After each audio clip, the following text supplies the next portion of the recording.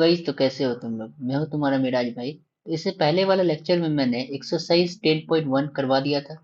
पूरा अच्छे से करवाया हूँ, जाकर देख लेना। प्लेलिस्ट भी बन चुका होगा और मैं लिंक डिस्क्रिप्शन में भी दे दूंगा। आज 10.3 करवाऊंगा, जिसमें number of tangent from a point on a circle. और दूसरा कॉन्सेप्ट मैं क्या करवाने वाला हूँ, थ्योरम 10.2। ये भी बहुत इंपॉर्टेंट है, क्योंकि ये बार बार पूछता है थ्योरम 10.2। चलो देखते हैं कैसे होता है ये सब। देखो, तो ये तुम्हारा लेक्चर नंबर 4 है। इसका मतलब लेक्चर नंबर 3 तक कंप्लीट हो चुका होगा। जाकर देख लेना, और अच्छा लगे तो क्या कर देना, लाइक एंड सब्सक्राइब कर देना। और मैं थ्योरम 10.2 जो है वो मैं करवाऊंगा, उससे पहले मैं ये करवा लूँ जो 10.3 में कॉन्सेप्ट है वो क्या कहता है, पहले वो देख लो।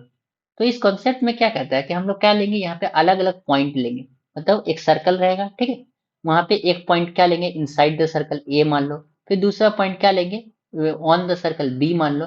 एक मिनट, इसको क्या मानो, बी मानो। और कोई तीसरा पॉइंट मान लो सी है, जो कि आउटसाइड द सर्कल। और हम लोग इससे पता करेंगे कि अगर इन कोई पॉइंट इनसाइड द सर्कल है तो वहां से कितना टेंजेंट हो सकता है। कोई पॉइंट ऑन द सर्कल है तो वहां से कितना टेंजेंट पॉसिबल है। और कोई पॉइंट क्या है, आउटसाइड द सर्कल है, तो वहां से कितना टेंजेंट पॉसिबल है। ठीक है, तो हम लोग यही देखने जा रहे हैं। देखो क्या बोल रहा है तुम्हारा case 1। From a point inside the circle there is no tangent to a circle passing through a point lying inside the circle. समझ में नहीं आया, आ जाएगा। मान लो ये तुम्हारा कोई सर्कल सी है, ठीक है। अब मान लो यहाँ पे कोई पॉइंट ए है, ठीक है। अब क्या बोल रहा है कि अगर कोई भी पॉइंट इनसाइड द सर्कल लाई करता है तो वहां से कोई भी टेंजेंट नहीं होगा। तो हम लोग क्या करेंगे, टेंजेंट बनाने की कोशिश करेंगे। अब मान लो यहाँ से ड्रॉ करता हूँ, ये ड्रॉ किया, तो यह एक एक पॉइंट पे कट कर रहा है। मान लो ये पी पॉइंट पे कट कर रहा है, तो अब तुम बोलोगे क्या कि एक ही पॉइंट पे सर कट कर रहा है, तो ये टेंजेंट होना चाहिए। क्योंकि टेंजेंट का डेफिनेशन क्या होता था कि मान लो एक कोई सर्कल है और एक कोई लाइन सेगमेंट है, ऐसे कोई लाइन सेगमेंट है, तो वो सर्कल को क्या करना चाहिए, एक पॉइंट पे कट करना चाहिए। जैसे पी पे कट कर रहा है, तो क्या करना चाहिए, एक पॉइंट पे। तो तुम बोलोगे कि नहीं, यहाँ पे भी तो एक पॉइंट पे कट कर रहा है, तो इससे पीछे भी तो हम एक्सटेंड कर सकते हैं। जब इस लाइन को पीछे एक्सटेंड करोगे तो क्या करेगा, एक पी पे भी कट कर रहा है, मान लो ये क्यू पे भी कट कर रहा है, तो दो पॉइंट पे कट कर रहा है। जब दो पॉइंट पे कट करता था उसे टेंजेंट नहीं, उसे क्या बोलते थे हम लोग, सिकेंड बोलते थे। तो यही कहने की कोशिश कर रहा है ये कि कोई भी पॉइंट अगर इनसाइड द सर्कल लाई करता है, देखो क्या बोल रहा है, there is no tangent to a circle passing through a point lying inside the circle. कहने का ये मतलब है कि अगर कोई भी पॉइंट सर्कल के अंदर लाई करता है तो वहां से टेंजेंट नहीं बनेंगे, ठीक है। तो दूसरा केस हम लोग क्या लेंगे, दूसरा केस लेंगे from a point lying on the circle. अब ऐसा पॉइंट लेंगे जो सर्कल पे लाई कर रहा है। तो क्या बोल रहा है, there is one and only one tangent to a circle passing through a point lying on the circle. कहने का क्या मतलब है, देखो मैं ड्रॉ करता हूँ। मान लो ये तुम्हारा सर्कल है, ठीक है। एक मिनट, ये सर्कल नहीं है, इलिप्स टाइप लग रहा है, ठीक है। ये तुम्हारा सर्कल है, ठीक है। अब यहाँ पे पॉइंट मान लो कोई ए पॉइंट यहाँ पे है। तो हम लोग क्या है, अगर कोई लाइन सेगमेंट ड्रॉ करें, तो यहाँ से एक लाइन सेगमेंट पी क्यू, ठीक है। एक मिनट, पी क्यू। तो ये कह रहा है कि हम लोग एक ही टेंजेंट बना सकते हैं। मतलब पी क्यू अगर हम बोले तो P Q is only the tangent for a point lying on the circle, ठीक है। अगर कोई पॉइंट एक पॉइंट लाई कर रहा है ऑन द सर्कल तो एक ही टेंजेंट होगा। तुम बोलोगे नहीं सर, मैं एक और बनाने की कोशिश कर। तो क्या करो, यहाँ से एक लाइन को क्या करो, पास करो। एक ए से, मान लो ये ए से पास करो। ए से पास नहीं हो रहा है, क्या करो, एक लाइन ए से पास करने की कोशिश करो, अदर देन पी क्यू। तो कोई भी तुम लाइन लोगे ना, तो क्या करेगा, सर्कल को वो एक पॉइंट पे नहीं, दो पॉइंट पे कट करेगा। जब दो पॉइंट पे कट करेगा क्या होगा, वहां पे तुम्हारा टेंजेंट का डेफिनेशन वायलेट हो जाएगा। इसका मतलब क्या होना चाहिए, one and only one tangent, one and only one tangent, ठीक है। One and only one tangent होता है तुम्हारा, अगर कोई भी पॉइंट क्या करे, ऑन द सर्कल हो।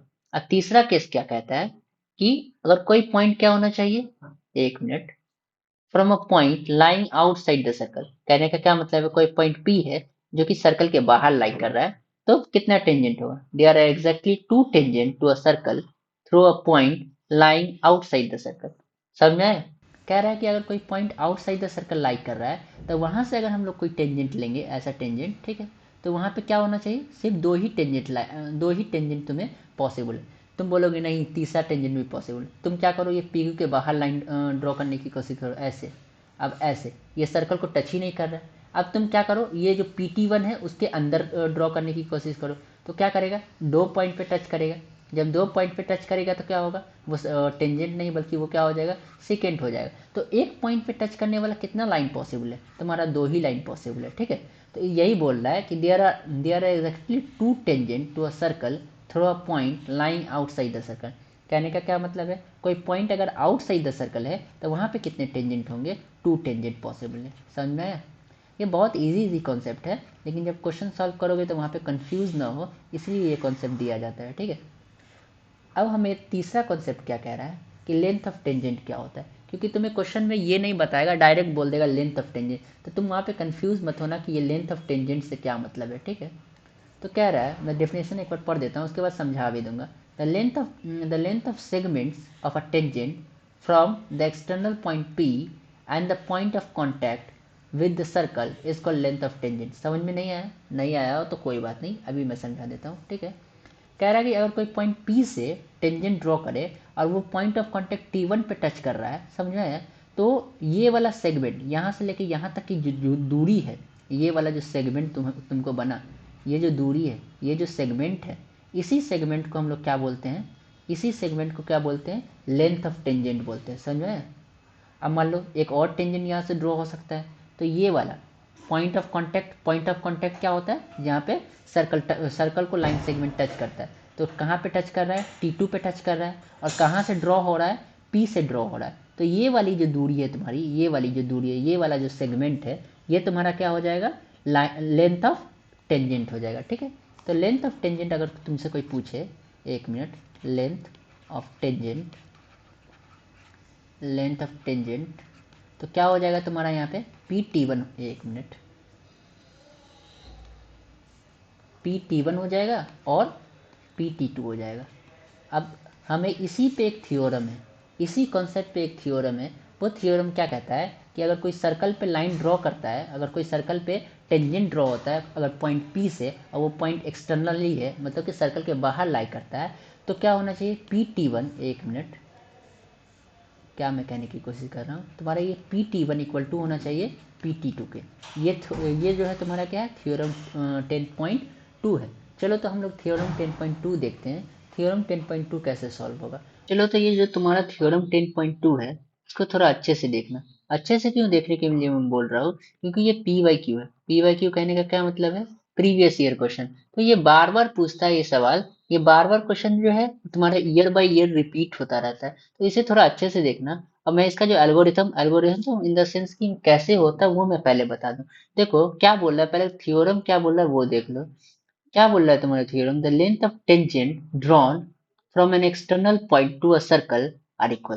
कहने का क्या मतलब है, मान लो ये तुम्हारा एक्सटर्नल पॉइंट P है, यहाँ से कोई टेंजेंट ड्रॉ करें, तो तुम्हारा क्या हो जाएगा, एक टेंजेंट तुम्हारा PQ हो जाएगा, दूसरा टेंजेंट क्या हो जाएगा, PR हो जाएगा।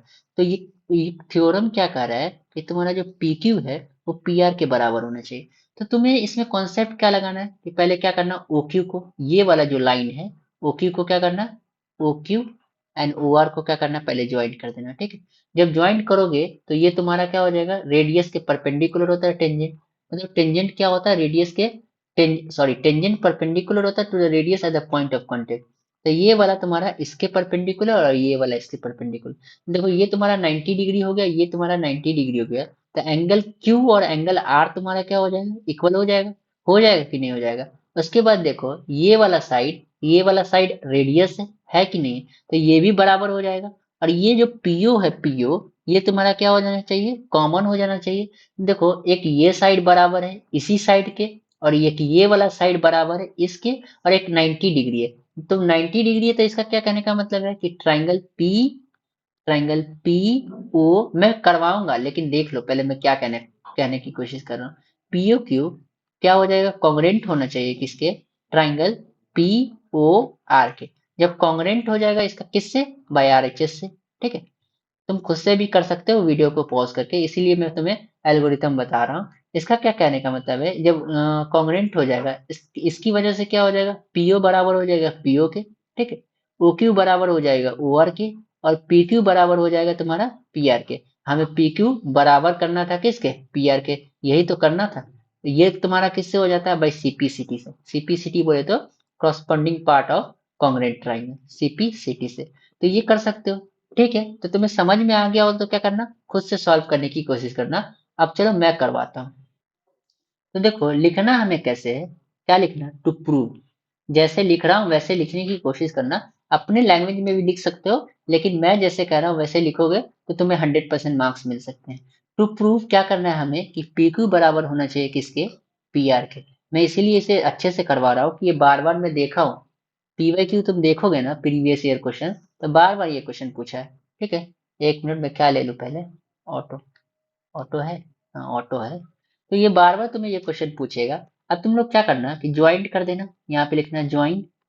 ज्वाइन में तुम क्या लिख सकते हो कि ओक्यू को तुम पहले ज्वाइन करो, उसके बाद तुम क्या करो, ओ आर को ज्वाइन करो, फिर क्या करो, ओपी को ज्वाइन करो, फिर क्या करो, पीक्यू को ज्वाइन करो। एक मिनट, पीक्यू तो कभी अच्छे से लिखाता ही नहीं है यार। पी पीक्यू को ज्वाइन करना, उसके बाद क्या करना है तुम्हें, पी आर को ज्वाइन करना है। ज्वाइन कर दिए, तो ज्वाइन भी कर सकते हो तुम ऐसे, ये तुम्हारा ज्वाइंट हो गया, ये भी तुम्हारा ज्वाइंट, एक मिनट, हाँ ये भी तुम्हारा ज्वाइंट हो गया, और ये भी तुम्हारा ज्वाइंट हो गया। अब हम प्रूफ करेंगे, ठीक है, प्रूफ करेंगे, ठीक है, तो हम लोग क्या लिखेंगे, इन ट्राइंगल। नाउ प्रूफ भी लिखना होता है, ठीक है, प्रूफ ऐसे लिखना पड़ता है। अब क्या लिखना प्रूफ में, इन ट्राइंगल, इन ट्राइंगल पी, एक मिनट में इसे नीचे कर दूं तो ज्यादा तुम्हें समझ में आएगा। क्या करूं, ऐसे नीचे होता है क्या, एक मिनट, इस ट्राइंगल को मैं नीचे उठा कर लाता हूँ। क्या करो, इससे नीचे लिखा, ठीक है, समझ में, तो समझ में ज्यादा आएगा। देखो तो आप लोग लिख सकते हो तुम। तो देखो अब क्या लिखना है, in triangle, in triangle P O Q में, एंड ट्राइंगल पी, एक मिनट, पी ओ आर में, ठीक है, तुम्हारा क्या हो जाएगा बताओ, ओपी इक्वल टू हो जाएगा किसके, ओपी के, क्योंकि यहाँ पे क्या लिख सकते हो तुम, एक मिनट, तुम लिख सकते हो बगल में क्या कि कॉमन, लिख सकते हो, हाँ लिख सकता हूँ मिराज भाई, ये कॉमन हो जाएगा। उसके बाद तुम्हारा क्या हो जाएगा, एंगल, सॉरी और लिख दो तुम, कि ओ क्यू बराबर हो जाना चाहिए किसके, ओ आर के। ये कैसे हो जाएगा बताओ, रेडियस ऑफ सर्कल, क्या हो जाएगा तुम्हारा, रेडियाई ऑफ सर्कल, क्योंकि रेडियस ऑफ सर्कल क्या होता है, हमेशा इक्वल होता है। तो ये बात समझ में आ गई, सर्कल का जो हमेशा रेडियस होता है वो इक्वल होता है। अब देखो ये वाला जो ट्राइंगल है, ये वाला एंगल है और ये वाला एंगल है बराबर होगा, उसका रीजन भी लिख देना, ठीक है, क्या लिखोगे तुम, एंगल ओ क्यू और पी बराबर है किसके, एंगल ओ आर और किसके, पी के। और यहाँ पे क्या लिख देना, चूंकि रेडियस जो होता है वो क्या होता है, रेडियस परपेंडिकुलर होता है टू द टेंजेंट, ठीक है, ये सब भी लिखना पड़ता है, to the tangent at the point, एक मिनट में ऊपर करूं क्योंकि लिखने में नहीं बन रहा है, ठीक है, eight the point of, eight the point of contact, writing थोड़ी गंदी है संभाल लेना, eight the point of contact, समझ में आया। डियर फोर तुम लोग क्या लिख सकते हो कि ट्राइंगल क्या है तुम्हारा, पी ओ क्यू कॉन्ग्रुएंट हो जाएगा किसके, ट्राइंगल पी ओ आर के। अब किससे हो जाएगा तुम्हारा, मैं बताता हूँ इसका भी रीजन। देखो ये तुम्हारा एक साइड है, एक साइड कॉमन है, और ये तो एक साइड इसके बराबर है और ये साइड इसके बराबर है, और ये वाला 90 डिग्री है, तो क्या हो जाएगा, right angle hypotenuse side, right angle hypotenuse side से, समझ में आया? क्योंकि 90 डिग्री के जो सामने वाला होता है वो तुम्हारा हाइपोटेनस हो जाएगा। तो इसी को हम लोग लिख सकते हैं R H S. R H S का मतलब क्या होता है, राइट एंगल हाइपोटेनस, ये सब भी लिखना आर एच एस से।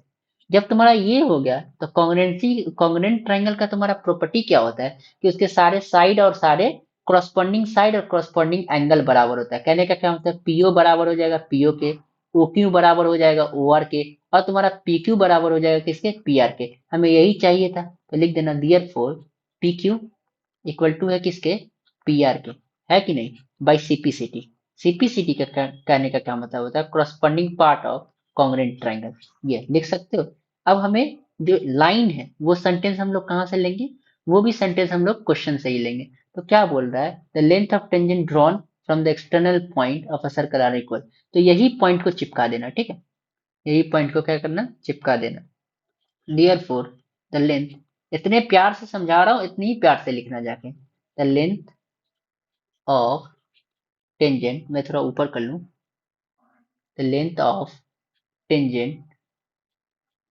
Tangent drawn from external points are equal. ठीक है, समझ में आया?